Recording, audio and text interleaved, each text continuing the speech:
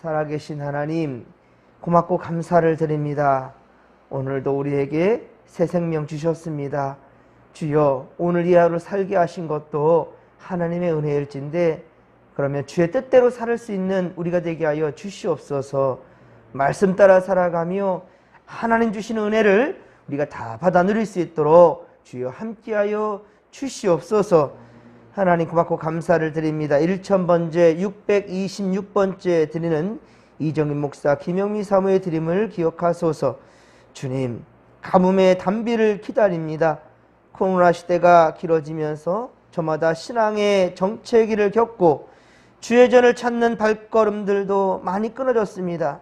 그러나 진목교회 가운데 회복의 서막을 알리는 리모델링 공사가 완공되었고, 이제 다시 주의 전에 참 눈물과 참 기쁨이 가득 차기를 고대하오니, 특별히 곳곳에 숨죽여 있던 주의 자녀들이 그 은혜를 경험케 되는 기적이 일어나게 하여 주시옵소서. 하나님 고맙고 감사를 드립니다. 1000번째 246번째 드리는 김성태 단과 김선미 권사님의 드림을 받으소서. 구원하여 주심에 늘 감사하며 말씀을 가까이 기도하기에 힘쓰며 주님의 품에서 벗어나지 않는 성도들이 다 되게 하여 주시옵소서. 하나님 고맙고 감사를 드립니다. 1000번째 139번째 드리는 서운재 집사님, 김희옥 집사님의 드림을 기억하여 주옵소서. 하나님, 오늘도 귀한 종들과 아버지 함께하여 주시사 이 무더위 속에서도 건강 잃지 않게 하여 주시옵시며 영적으로도 지치지 않도록 하나님 붙들어 주옵소서. 항상 아버지 어려운 가운데서 예수의 웃음을 지을 수 있는 아버지 가정 되게 하여 주시옵소서. 기도한 모든 것들 다 주 앞에 연락되게 하여 주옵소서. 모든 것 주께 의지하며 감사드릴 때 거룩하신 예수님의 이름으로 기도하옵나이다. 아멘. 할렐루야. 오늘도 주님께서 우리와 함께 하십니다. 요즘 푹푹 찌는 그런 무더위 속에서도 여러분, 우리의 생명과 또 우리의 삶이 진정 주님께서 지켜주시기에 온전하다라는 것, 많이 힘들고 분주하고 바쁠지라도 코람데오 아버지 앞에 예배하는 순간이 가장 기쁜 시간이고, 요즘 여러분 에어컨이 있는 세상과 에어컨이 없는 세상으로 나눠지는 것 같아요. 예. 하지만 우리 예수님이 바로 우리의 에어컨이 되기를, 할렐루야.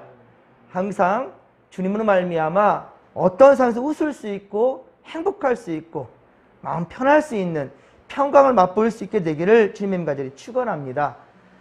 오늘 참 힘든 시간이지만 오늘 특별히 새벽에 비가 참 많이 와가지고 막 엄청 몰아쳐서 예배 시간 성도들이 많이 나오지 않을까 싶었는데, 또 예배 시간 딱 되는 시간 되니까 비가 딱 소강 상태로 접어드는 것 같아요. 얼마나 감사한지. 우리 교육관 앞에 처마를 만들 때에도 날이 엄청 덥고 참 쨍쨍 햇볕이 내리쬐는데 참 신기한 만큼 또 공사를 하는 와중에는 하나님이 바람을 보내주시고, 구름기둥과 불기둥이라는 그 은혜를 알겠더라니까요. 구름기둥으로 딱 해를 가려주니까 얼마나 감사했던지. 오늘 하루 살아가면서도 하나님의 은혜를 우리가 경험하게 되기를 주님의 간절히 축원합니다. 오늘 성경 말씀은 느헤미야 10장 1에서 31절로 사경회에서 말씀 사경회가 이루어졌죠. 말씀이 선포되었어요. 이때 하나님의 이 말씀을 듣고 그들 가운데 일어난 엄청난 변화에 대한 기록이고요. 그리고 이때 임봉한 사람들의 명단이 오늘 이렇게 기록되어져 있습니다. 그렇습니다. 말씀을 깨닫고 여러분 새 생활을 다짐하는 것이 그저 말로 끝나지 않고요. 그저 은혜의 말씀 받았다, 아이고 좋구나 라는 것에 끝나지 않고, 이 말씀 우리가 어떻게 지키겠습니다라고 하나님 앞에 다짐하는 것, 여기서 끝나지 않고 이것을 바로 견고한 언약으로 세워서 그것을 기록하였단 말입니다. 아무데나 여러분들 사인하고 이름 적지 않지 않습니까? 그 이름을 적는다라는 것, 내가 사인을 한다라는 것, 임봉한다는 이것은 바로 철저하게 내가 책임지겠다라는 거예요. 이렇게 살겠다는 굳건한 다짐입니다. 이 시간 우리가 하나님 말씀을 받을 때 우리 또한 역시 느헤미야 시대 이 사람들처럼 우리도 믿음으로 결단할 수 있기를 주님의 가지고 축원합니다. 그리고 백성들이 이 대표자들 보십시오. 대표자들이 먼저 서명하여 임봉하였고요. 엄숙하고 경건한 그러한 정황이 오늘 성경에 담겨져 있고요. 오늘 우리에게까지 이렇게 말씀을 통해서 증거되고 있습니다. 백성들의 대표자로 서명에 가장 먼저 그렇게 이름을 올리는 사람은 오늘 보면 1절에 보듯이 바로 역시 총독 느헤미야입니다. 총독 느헤미야였어요. 그리고 그의 뒤를 이어서 22명의 제사장들과 17명의 레위인들의 이름이 낱낱이 기록됩니다. 그러니까 보십시오. 제사장이라고 하여서 레위인들이라고 하여서 이들이 바로 신앙의 지도자들입니다. 하나님께서 구별받은 사람들이에요. 이 바로 성전을 위해서 일하는 사람들이에요. 지금으로 본다면 목회자들, 제사장들과 레위인들이 있지만 아니에요. 믿음에 있어서는 순서가 없어요. 지금 보십시오. 바로 느헤미야는 레위인도 아니고 제사장 가문도 아닙니다. 그럼에도 불구하고 이렇게 제일 먼저 서운하며 하나님께 달려가는 거예요. 믿음으로 달려가니 이 느헤미야를 통해서 하나님 역사하시지 않습니까?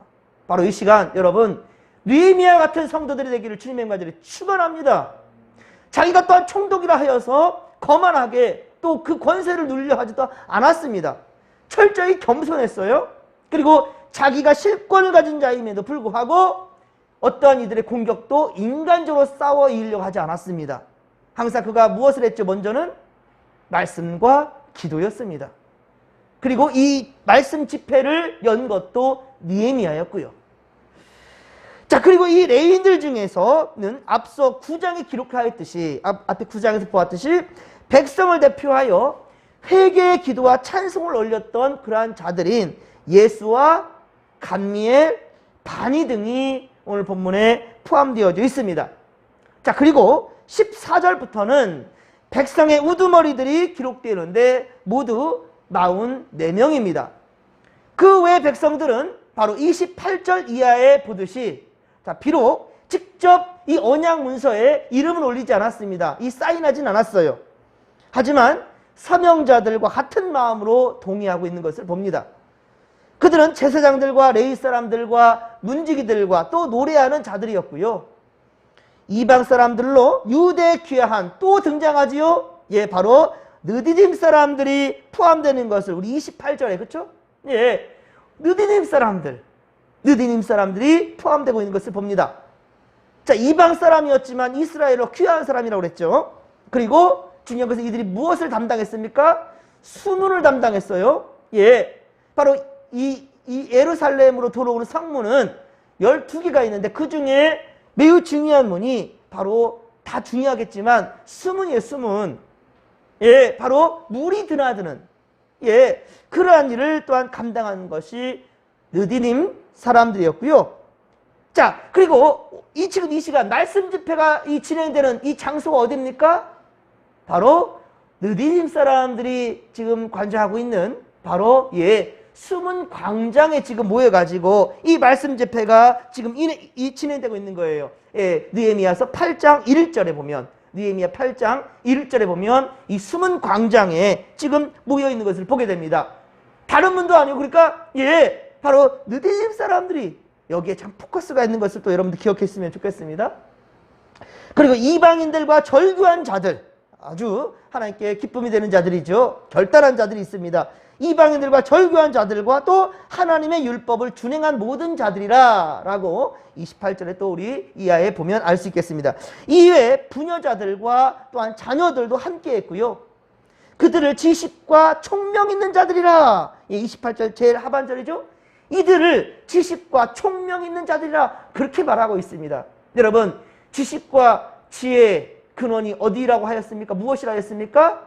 하나님을 경외하는 거예요. 하나님을 경외하는 자들에게 지식도 지혜도 있게 된다는 사실을 여러분들 믿으시기 바랍니다.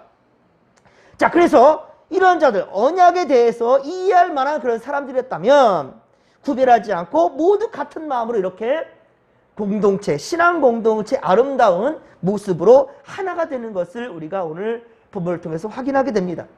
자, 그런데 저들의 행위는 결코 강제성을 띠지는 않았습니다. 모두가 스스로, 자 29절이죠. 저들의 형제 귀족들을 따라서 저주로 맹세하기를 우리가 하나님의 종 모세를 통하여 주신 하나님의 율법을 따라 우리 주 여호와의 모든 계명과 규례와 율례를 지켜 행할 것이라고 그렇게 다짐하고 있는 것을 봅니다.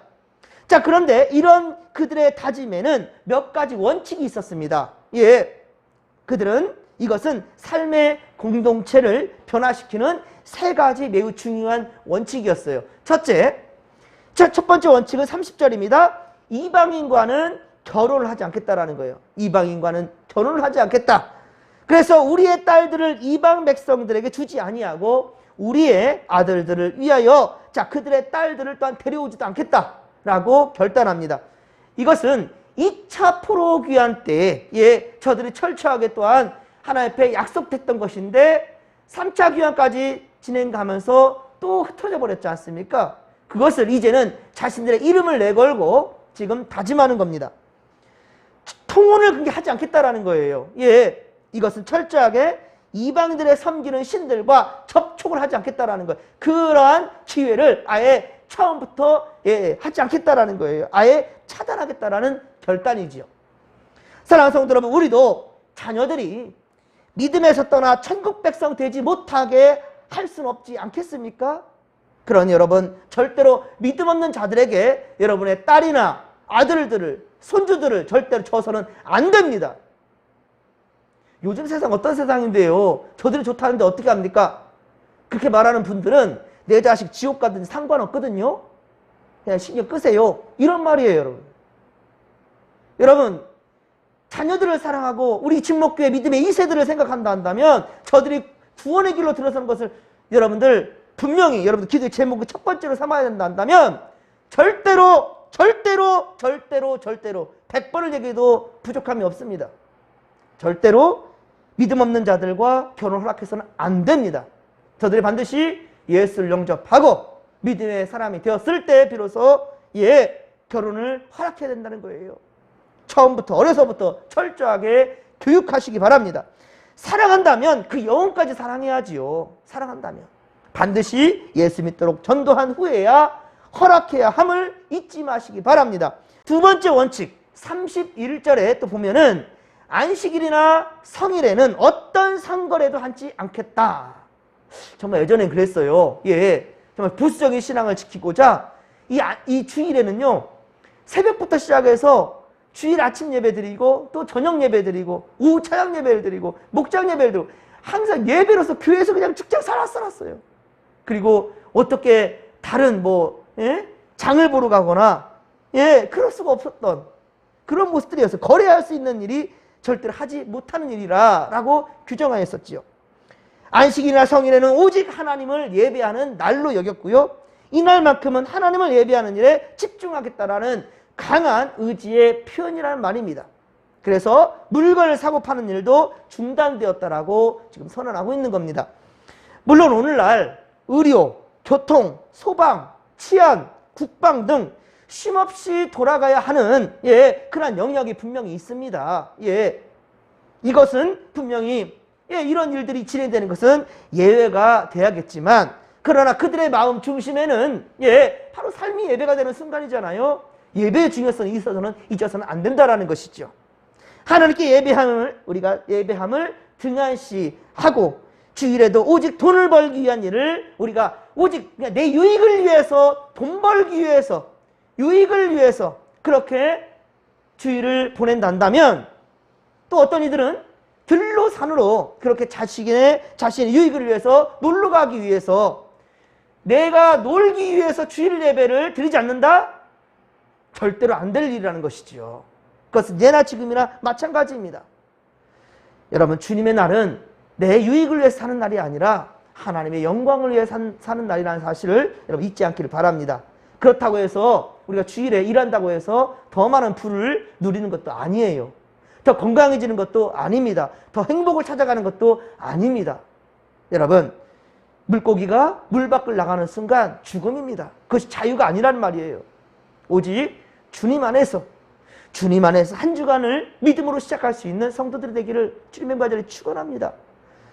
좀 전에 말씀드렸었지만 요즘에 분명히 주일에도 해야 될 수밖에 없는 일들도 있다니까요. 그런데 중요한 것은 그 마음의 중심은 예배라는 거예요. 지금도 보십시오. 느헤미야를 통하여서 예배가 회복되니까 저들이 영적인 체질 변화를 가져오잖아요. 죽을 수밖에 없었던 영혼들이 살게 되잖아요. 이게 정말 중요하다는 거예요. 고람되어 하나님 앞에 온전한 신앙인들의 자세가 되어야 된다는 사실을 명심하십시다. 세 번째 원칙은 더불어 살아가는 세상을 그렇게 위함입니다. 일곱째 해마다 오늘 보면 31절 하반절이죠. 일곱째 해마다 땅을 쉬게 하고 모든 빚진 자들의 빚을 탕감하게 하는 것은 하나님의 창조 질서에 순응하는 선한 행위라는 것입니다. 부익부 비릭빈의 양극화 현상을 해소하는 가장 좋은 방안이라는 거예요. 사랑하는 성도 여러분, 말씀을 통한 영적 각성 운동은 죄악의 길에서 돌이켜 온전한 순종으로 나아가야 되는 것이 옳습니다. 믿음의 결단은 성결한 삶과 온전한 예배를 회복시킬 때 가능하게 되는 거예요. 특히 공동체의 믿음의 결단은 강한 영적 부흥을 그렇게 경험토록 해줄 것입니다. 오늘도 오늘 믿음의 공동체인 우리 진목교회가 더욱더 건강하게 변화될 수 있도록 먼저는 하나님의 말씀에 집중하십시다. 여러분이 말씀에 집중하고 예배를 귀히 여기는 성도들이 된다면 하나님은 절대로 여러분들을 외면하지 않으실 것이고 여러분의 인생을 책임져 주신다는 사실을 믿으시기 바랍니다. 그래서 하나님을 더욱 기쁘시게 해드리고 영화롭게 하는 삶을 살아가는 성도들 모두가 되기를 주님의 간절히 축원합니다. 오늘도 주께서 함께 하시기를 간절히 바라며 주여 삼천 부르며 기도하며 나갑니다. 주여 주여 주여. 살아계신 하나님 아버지, 고맙고 감사를 드립니다.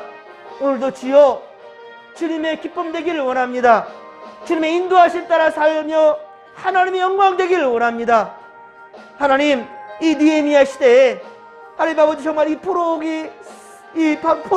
귀환 3차 포로 귀환 때 아버지 이스라엘 백성들, 저들은 하나님 아버지 또 방황하며 또 자신들의 자유를 누리는 이것이 진정한 하나님의 어떠한 역사함이 있는지를 헤아리지 못하는 상황 가운데 아버지 자칫 잘못된 길로 나아갈 수도 있었고요, 방해꾼들 때문에 무엇 때문에라고 얘기하면서 예배드리지 못하는 것을 당연시할 수도 있었는데, 그러나 느헤미야는 끝까지 하나님께 예비함을 고수하였고 아버지 그렇게 지켜갈 때 이스라엘 백성들의 체질 변화가 왔습니다. 그들이 변화되었습니다. 이제는 말로만이 아니라 실제 삶 가운데 이 말씀대로 지키고자 자신들의 이름을 낱낱이 올리는 것을 보게 됩니다. 느디딤 사람들 같은 경우에는 이방 사람들이었지만 아버지 저들은 철저하게 하나님의 사람으로 살고자 다짐하였더니 성전에서 일하는 사람들이 되었고, 예루살렘에 드나드는 아버지여 이 수문을 지키는 자들이 되었습니다. 수문 광장에서 지금 이스라엘 모든 지파들 함께 모여서 아버지 지금 회개 운동을 하고 있는 것을 주여 주여, 우리 또한 역시 느디딤 사람들처럼 그렇게 결단할 때 하나님 우리를 귀하게 사용하실 줄로 믿습니다. 오늘도 주여 하나님의 도우심과 인도하심 따라 믿음의 삶을 살 수 있도록 주님 도와 주시옵소서. 우리가 형편의 처지를 누구보다 잘 아시는 하나님께서 우리가 주의 이름 부를 때 주님께서 우리에게 복을 예비하신 것을 나뉘어줄 줄로 믿사오니 주여 함께하여 주옵소서, 지켜주옵소서, 함께하여 주옵소서.